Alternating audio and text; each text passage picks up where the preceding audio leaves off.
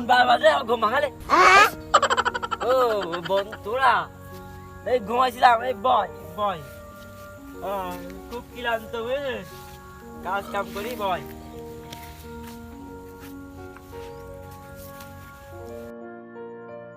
কি মনে করে আসলে আমার কাছে বল।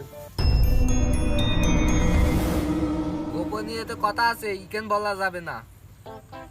তাহলে চল এক জায়গায় যাই, কি গোপনীয় কথা আছে তোদের শুনে আসি। চল তালি যাই, চল।